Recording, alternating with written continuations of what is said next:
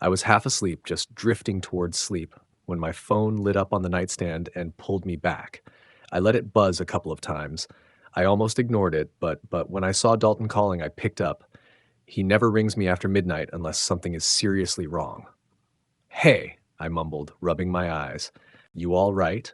His voice came low and steady. "Where is Bryn?" That woke me fully. I sat up, my heart already sprinting. "Houston, Human Resources Summit," I told him. "Why?" There was a pause on the line, heavy and taut, like someone holding back a knife. "Dal, what is going on?" I asked. "She checked into the Boardwalk Grand Suite at the club 3 hours ago. Used your debit card." Before we continue, please subscribe to stay updated on our latest stories. I did not say anything out loud. I just stared at the bedroom wall and replayed every conversation Bryn and I had that week. She left on Monday and said she would be back on Friday. I had helped her pack. Dalton spoke again, his voice lower this time. "She is not alone, man." I tightened my grip on the phone. "Who is with her?" I asked. "Cole Merrick," he said. "Big dude, gym-built, dark beard." Hearing that name flipped my stomach. I had a bad feeling the moment he said it. Cole, Bryn's harmless coworker, the one she always made jokes about, the guy she insisted was just a buddy who tagged her in dumb memes. I had asked once, maybe twice, if anything was up between them. She laughed like I was paranoid. Dalton did not say, "I told you so." He kept his tone flat, like he understood how this would land. "I have proof," he said. "Camera footage, receipts, timestamps." "Do you want me to send it?" he asked. I rubbed my eyes, my jaw clenched so tight it hurt. "Not yet. You want me to shut the car down? Kick her out?" He pushed. "No," I said. "Let her spend. Let her think she is untouchable." Dalton paused. "Are you sure?" he asked. "Yeah," I said, colder than I expected. "Let her dig her own hole."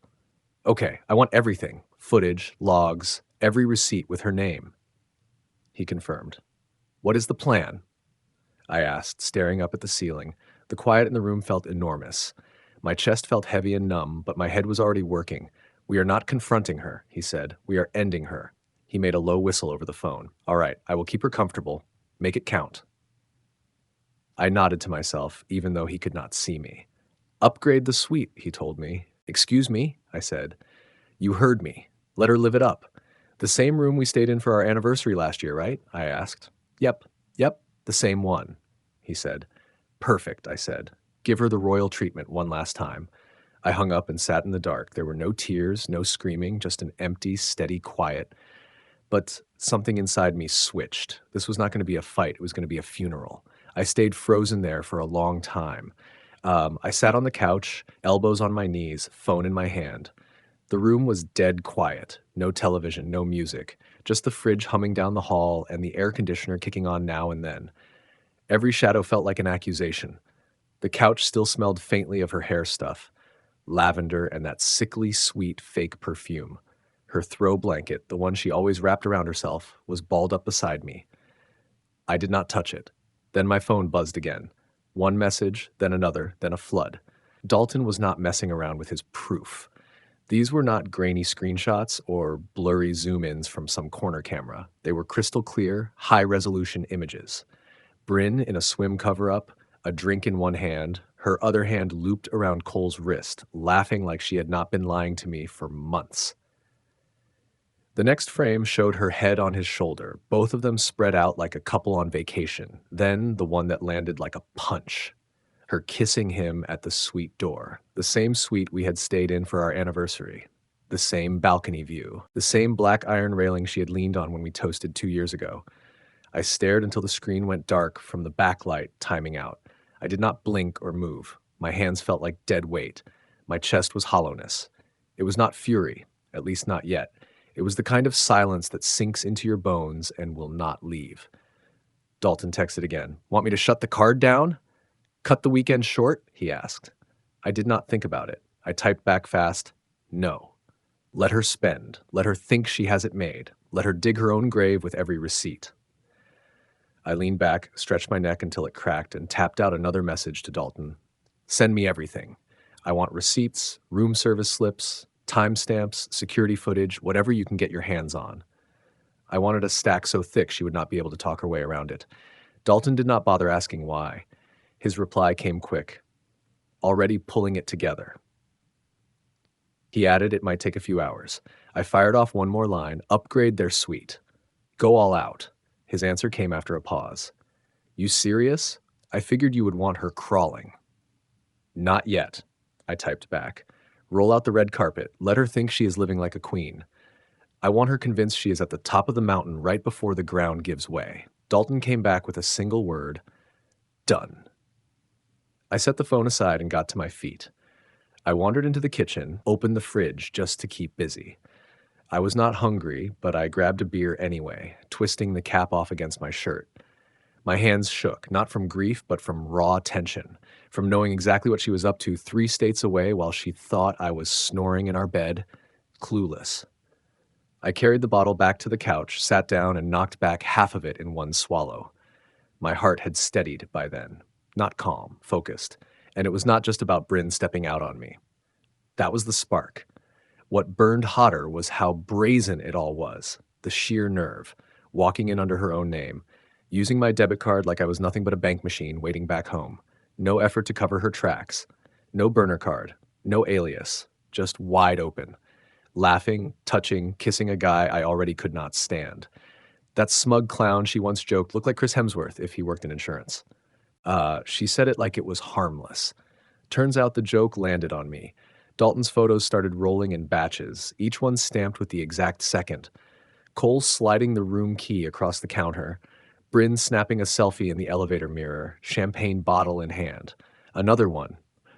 Her phone in her grip, clearly mid-text. Could have been me on the receiving end. I will never know. Probably typing out, I miss you, while she was getting ready to crawl into bed with him. I did not erase a single shot. I tucked them all into a folder on my desktop I labeled inventory. Cold, precise, organized. Just how I felt inside. I never shut my eyes that night. I sat in that living room while the city outside went on breathing, unaware. She had made her choices. I was drafting the plan for how she would have to live with them. The sun had not even cleared the neighbor's fence when I picked up my phone and called the bank. I was perched at the kitchen counter, a half cup of reheated coffee beside me. Screenshots from the night before still glowing on my laptop. The woman on the line asked why I wanted the account frozen. I told her the card had been used without my permission, which was the truth. She explained I would need to file a fraud claim. I will, I said. Just freeze it for now. No more charges. She confirmed, it is disabled, effective immediately. I hung up, took my coffee, and headed back to the couch. A few minutes later, Dalton's text came through.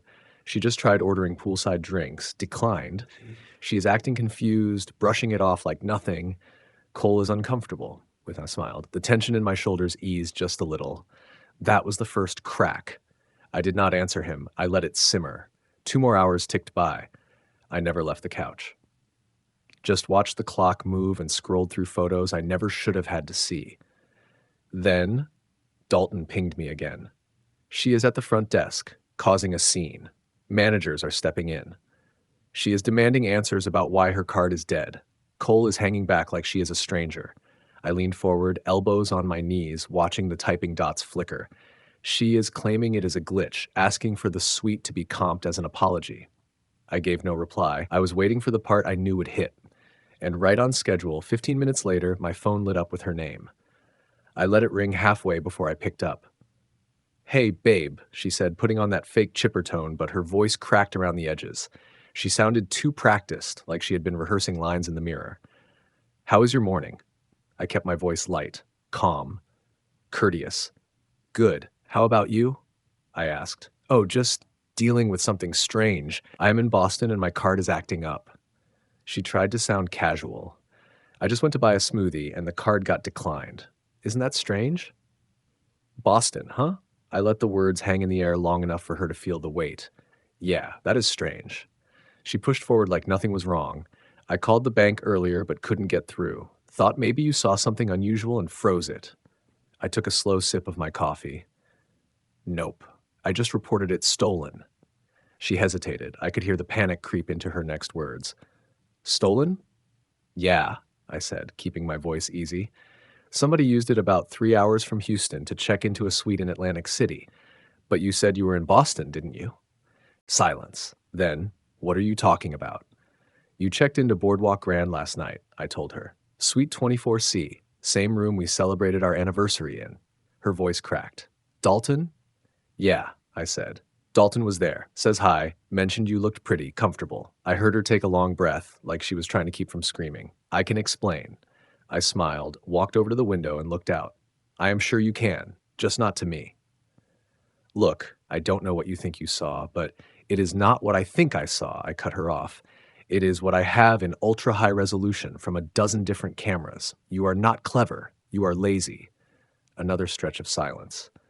Then she dropped the act. You froze the funds? Yep. You and Cole better shake out your bags for spare change. Maybe he has a savings account, but I doubt it. He looks like he lives off protein powder and cheap vodka. You are being cruel, she snapped. No, I told her calmly. I am being exact. Then I ended the call. The second the line went dead, I set the phone on the counter and just stood there. I did not feel like I had won. Not yet. But I felt clean, like I had finally stepped out of a swamp and filled my lungs with fresh air. I spent the rest of that afternoon sorting the evidence. I organized the folder, labeled every screenshot, matched them to timestamps, and lined the receipts up in order. Dalton kept feeding me updates like clockwork. Around 7:30 that evening, he sent his last message. She is sitting outside by the valet. Then came a photo. Bryn on a bench, arms folded tight over her chest, no makeup, no smile, hair yanked back in a messy bun. The hotel lights made her skin look washed out. Her eyes were empty. Suitcase at her feet, half-zipped. Cole was nowhere. I stared at that picture for a long time. She looked like somebody who just found out the flight wasn't delayed. It was gone. The gate locked behind her. I didn't respond. Didn't need to. I already knew the ending. She'd gambled everything on a weekend lie, and the house won. By sunrise, my phone buzzed again. Dalton giving me the play-by-play. She is unraveling, yelling at staff, demanding Compete loyalty perks, swears she is Diamond Elite. I read it half asleep, still lying on the couch. I had not gone to bed. Just dozed in snatches, waking every hour like my mind refused to let go until the job was done. I texted back, Cole still around? Dalton replied, nope, ghosted. Took his gym bag and left before dawn. Didn't even say goodbye. I sat up and let that sink in. She traded a steady life for a guy who ditched her before breakfast. Could not have scripted it better. I got up, poured another cup of coffee. Black this time, no cream, no sugar, and sat at the kitchen counter. Time for phase 2. First move, lock her out of everything. I opened the joint banking app, yanked her access, changed the passwords, added 2-factor authentication, and ran it all through my number. Next stop was the business account tied to our home, remodeling Hustle. Killed her login there, too. Froze every admin role except mine. Then I hit the credit card portal, shut the card down, blocked the auto pays, wiped the travel rewards. I stared at her name under authorized users for a second, then clicked remove. After that, I called the cell provider, gave them my identification, and shut off her line. Done in under 5 minutes. No warning, no backup number. Let her borrow a stranger's phone if she needed to cry. I leaned back, cracked my knuckles, and made the call that sealed it all. My lawyer, Miles Pruitt, answered on the second ring. Morning, man. Everything all right? Ready to file for separation, I told him. On grounds of adultery. And yes, you will have evidence. There was a pause on the line. That is quick, Miles said. Yeah, I answered. She made it easy. Miles did not press for details. He just said, email me what you have. I will start the paperwork. So I did. I sent the whole folder. Every photo, every receipt, every card charge, the hotel logs with timestamps.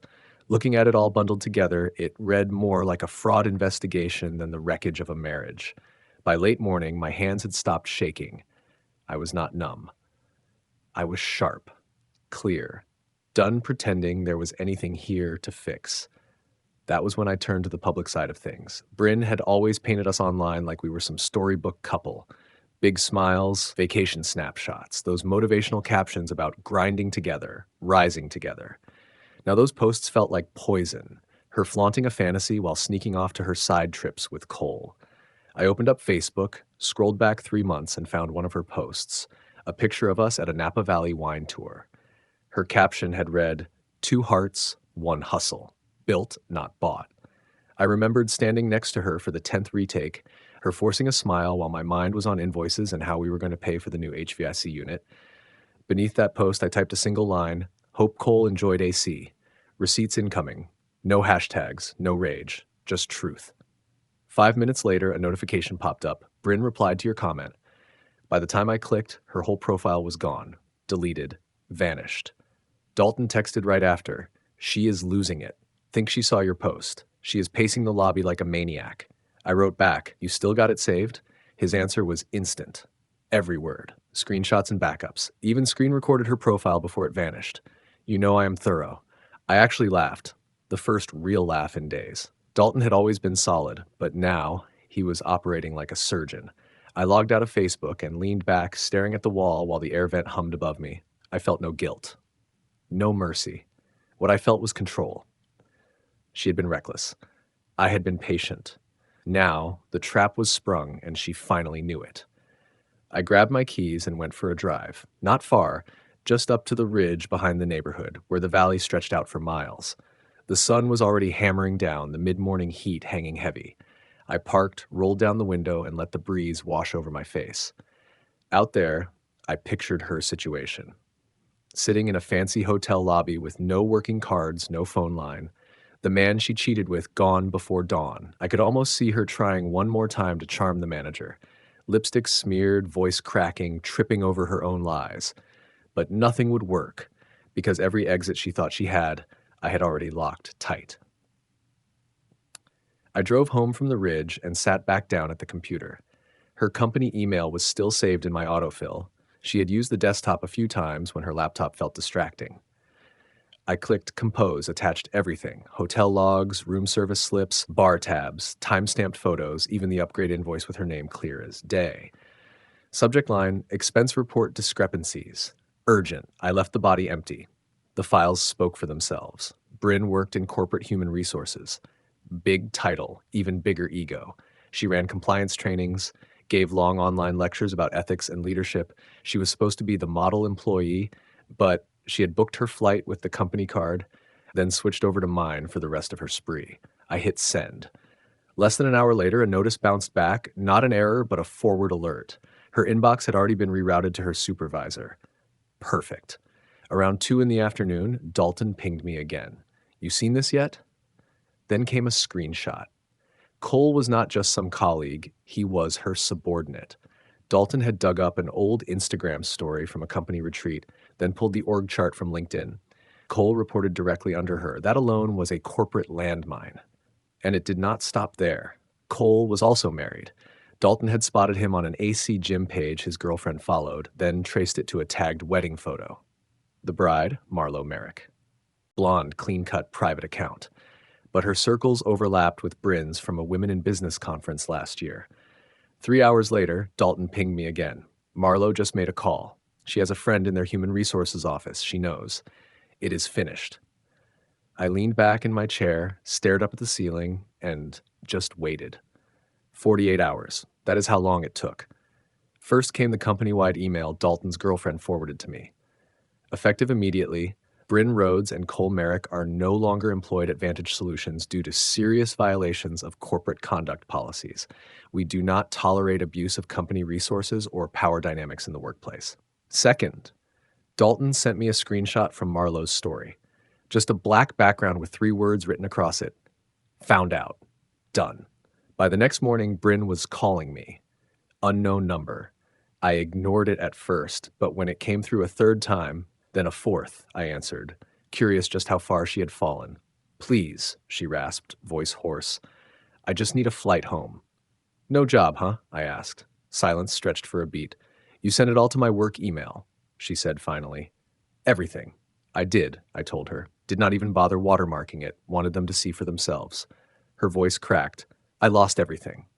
I said nothing. She sniffed, tried again. I do not have a card. I do not have any cash. I cannot get home. You still in AC? I asked, checking the clock. Yeah. All right, I said. I will book you a flight. Really? She almost sounded relieved, but not the kind you expect. I logged in and found the cheapest red-eye I could. A middle seat with 4 layovers, no carry-on, no perks, no upgrades, not even priority boarding. Just a long, miserable ride with plenty of time to think. I booked it, texted her the details, and left it at that. When the day came, I knew her landing time, but I did not go to the airport. did not even stay at home. I drove across town early and waited in a diner parking lot until I got the delivery notification. I had left an envelope taped to the door. Not a house key, but a key to a storage unit 20 minutes outside of town. Inside sat everything she owned. I had changed every lock the week before, the doors, the garage, even the mailbox code. Her name was not on the deed, and the lawyer had already confirmed she had no right to enter. The note taped to the door read, "Everything you own is in storage unit 129. Combo is our old alarm code. Goodbye. Nothing else, no signature, no plea, just instructions, cold and clean." Dalton texted soon after. "She is outside your door, just staring at the note. No bags except her purse and a beat-up roller case. Looks like she cried the whole flight. I told him to keep her moving, make sure she understood it was over. He did. She called an Uber to the storage facility. I know, because I got the motion alert from the security camera inside. She punched in the old alarm code, the one she used to joke was too simple to guess, and walked through the door. The lights flicked on. She stopped dead in front of the stacked boxes. Everything labeled, her clothes, her shoes, bathroom stuff, jewelry box. I had even folded her wedding dress neatly into a plastic bin. All of it was there, but she had nowhere to take it. She stood staring like she was looking into her own grave. I was not watching to feel pity. I just wanted proof she finally understood. The log said she stayed in that unit nearly an hour. She did not move a single box, just stood frozen, maybe hoping one would open and tell her it was all a bad dream. Nothing did. The next morning, I called my cousin Fletcher. He runs a pawn shop outside Mesa. I brought him the ring. Platinum band, custom cut stone. I had overpaid back then because she deserved something timeless.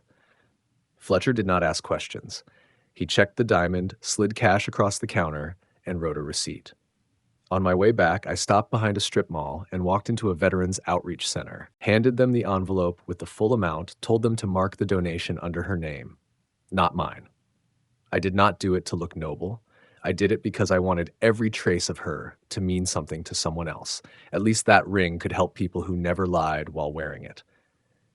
Back home, I shut down everything else, changed my phone number, deleted her email from my contacts. I took down our wedding photo and tossed it in a box marked trash. Quiet, methodical, like scraping mold off drywall. She started couch surfing almost immediately. Word spread fast. Atlantic City scandals have a way of leaking into every corner. The same friends who used to crowd our backyard barbecues split clean in half. Most folks started keeping their distance. Not because I told them to, but because no one wants to stand too close to a woman who torches her marriage and her career in the same week. Word trickled back through a couple of mutual friends. She had been crashing on Tessa Crane's pull-out couch, then bouncing to some coworkers' cramped studio over in Prescott. She never stayed anywhere long, a few nights here, a few nights there. Once the begging calls started, people stopped offering her real beds. That is when she tried to circle back to me through side doors. First stop was my sister. Bryn called her late one night, crying, swearing up and down that she was sorry, saying she never thought things would spiral this far. My sister did not entertain it. She let Bryn ramble, then hung up and called me right after. We sat down for dinner the next day. She slid her phone across the table and hit play on the voicemail. Bryn's voice came through, shaky and broken. I know I made a mistake. Bryn's voice cracked through the speaker, that practiced softness she always put on when she wanted something. But please, can you just ask him to call me? I do not know what else to do. Then the coworkers started popping up. 2 of them texted me in the same week saying Bryn had wandered into their offices under the pretense of dropping something off, but really just fishing for pity. Both times she tried to slip in a line about how I was doing, then drifted out without much else. One guy told her flat out, "You made your bed." When that angle dried up, she showed up at my barber's shop, sat in the waiting area until he finally asked what she wanted. She asked him to give me a note. He tossed it in the trash as soon as she walked out. After that, the voicemails started flooding my business line. Different numbers every time. Prepaid cells, blocked caller IDs, even a landline from some church lobby, judging by the echo and kids in the background. Every message had the same script. I am sorry. I miss you. I just need 5 minutes. I do not know who I am without you. I saved them all, labeled them by date, never listened to them twice. It was not about nostalgia. It was about keeping proof, proof that even after everything, she never stopped performing, even when the audience had already walked out. I never answered. Not once. I was not stepping into her play. Then came the note. It was a Thursday. I had just wrapped a cabinet install across town and pulled into my driveway as the sun dipped low. I spotted it immediately. A plain white envelope tucked under the wiper of my truck. No stamp, no address, just my first name in handwriting I had not seen in weeks. I stood there for a second, weighing whether to open it or burn it. In the end, I opened it. Not out of curiosity, out of obligation, like flipping the last page of a book you already hate. Inside was one sheet, front only, handwritten, no greeting. I know I cannot fix what I did. I know I do not deserve a second chance, but I cannot breathe without trying to reach you. I am not asking for us to go back. I am just asking you to talk to me. One time. Please. That is all I am asking. No signature, no number, no address, nothing to reply to. I folded it up, put it in the glove box, and shut it. Did not tear it. Did not tack it to the fridge like a relic. Just left it in the dark with spare napkins and old registration slips. Because that is what it was now. Clutter. She had tried everything, and now she had nothing left. The letter sat there for 3 days before I responded, not because I doubted myself, those doubts were long gone, but because I wanted her to feel the weight of silence. When I finally texted, I gave her only a time and a place, no pleasantries. Just the address of a diner on the edge of town and one word, tomorrow. Neutral ground. Far from our house. No history in the walls, just cracked vinyl booths, weak coffee, and a waitress who minded her own business. I got there 10 minutes early, slid into a corner booth where I could see the parking lot. The folder was already on the table. Inside it, the final divorce papers.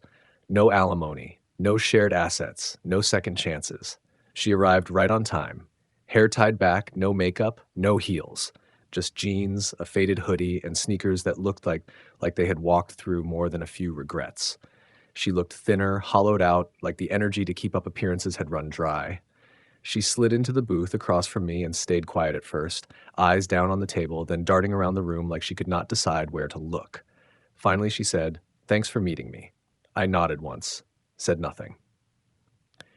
She took a breath. "I am not here to make excuses." I stayed silent. She swallowed hard, her voice already catching.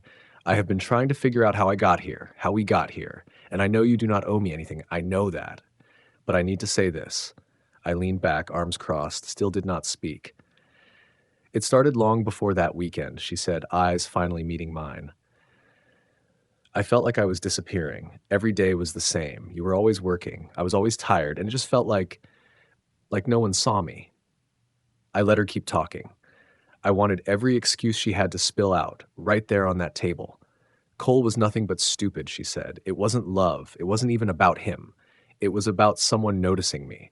Someone who thought I was fun, attractive, like I mattered. I kept quiet, let her keep unraveling. "He meant nothing," she went on. "I didn't plan it. I didn't even like him that way. But once it started, I didn't know how to stop. And by the time I wanted to undo it, it was already too late." I gave it 5 more seconds of silence, just long enough for her to sit in the weight of what she'd said. Then I finally spoke. "You didn't feel seen, so you booked a luxury suite with another man and used my card to pay for it." She looked away. "You didn't feel special, so you laughed by the pool with your coworker while I sat at home thinking you were in Houston." Her voice was softer now. "I know, I screwed up." "No," I said flat. "You didn't screw up. You lied. You cheated. You dragged me through hell and then tried to dress it up as some sob story about feeling invisible. You weren't invisible, Bryn. You were just entitled." Her eyes filled, but I didn't stop. "You used me like a cash machine. Lied to my face while planning a weekend getaway with a man who worked under you. And when it all blew up, you didn't come clean. You played dumb. You begged for cover. You let everyone else feel the fallout while you cried your way across town."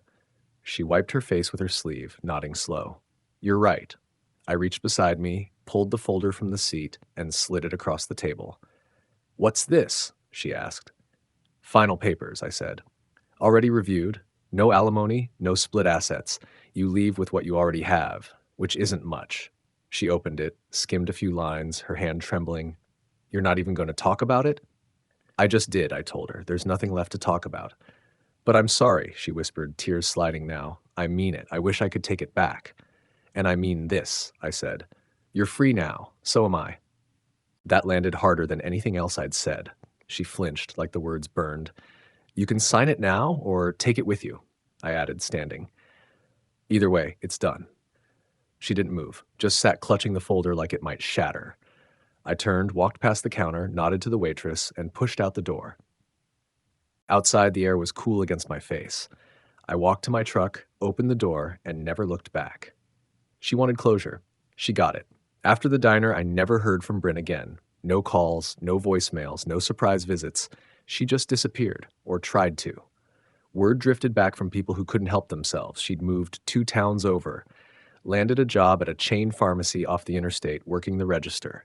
No car, no trips, no selfies in hotel lobbies.